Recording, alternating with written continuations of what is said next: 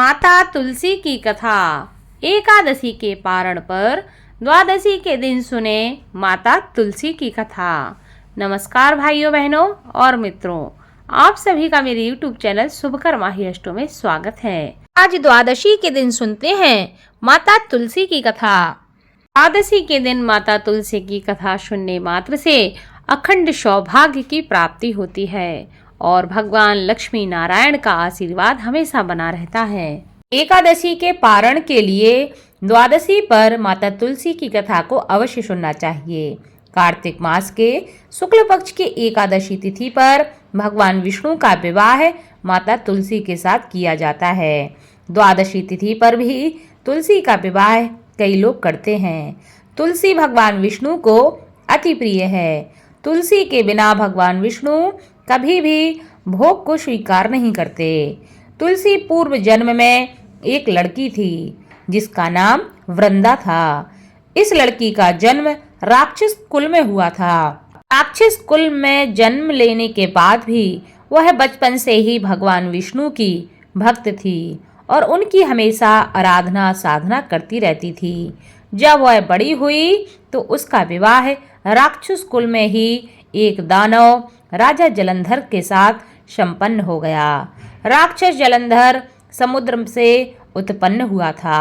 वृंदा बड़ी ही पतिव्रता स्त्री थी, सदा अपने पति की सेवा किया करती थी। एक बार देवताओं और दानवों में युद्ध हुआ।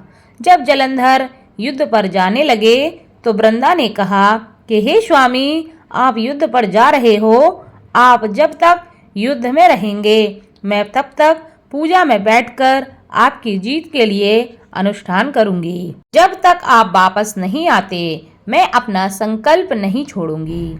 जलंधर तो युद्ध में चला गया और वृंदा व्रत का संकल्प लेकर पूजा में बैठ गई। उसके व्रत के प्रभाव से देवता भी जलंधर को ना हरा सके। सारे देवता जब हारने लगे तो सारे देवता भगवान विष्णु के पास जा पहुँचे और सभी ने भगवान से प्रार्थना की कि हे भगवान, हमारी रक्षा कीजिए, नहीं तो राक्षस सबको मार देगा। भगवान कहते हैं, वृंदा मेरी परम भक्त है, मैं उसके साथ छल नहीं कर सकता। वह मेरी पूजा कर रही है, मैं उसके साथ इतना बड़ा अधर्म कैसे कर सकता हूँ। इस पर सभी देवता कहते हैं कि भगवान, इसका कोई भी दूसरा उपाय नहीं है, क्योंकि जब तक उसकी पत्नी उस अनुष्ठान में रहेगी तब तक उसका पति अमर रहेगा, उसको कोई नहीं मार सकता।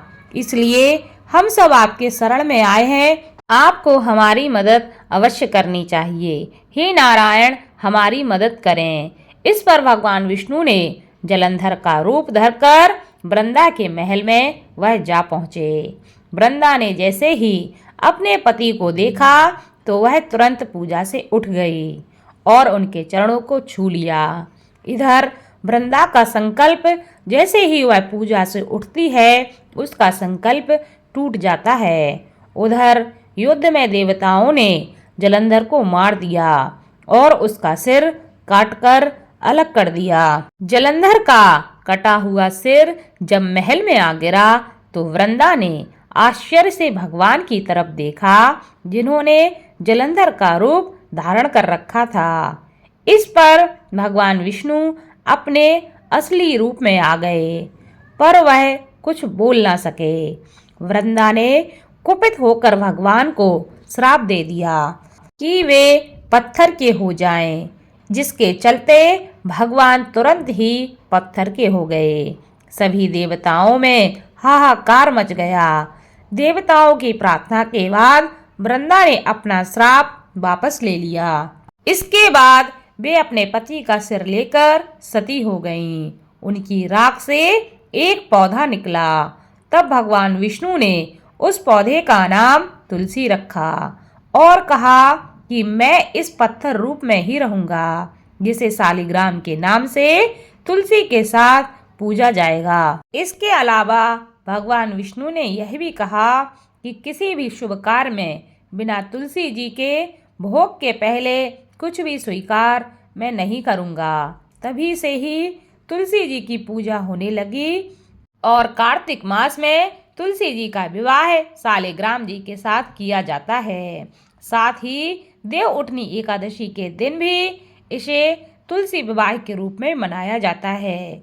लेकिन एकादशी के पारण तिथि पर यानी कि द्वादशी पर इस कथा को सुनने से महिलाओं को अखंड सौभाग्य की प्राप्ति होती है और उनके जीवन में सुख समृद्धि का आशीर्वाद बना रहता है। इस कथा को खुद सुने, आपके जो अपने हैं उनको भी इस कथा को अवश्य शेयर करें ताकि आपके साथ साथ आपके अपने भी इस कथा का लाभ ले सके।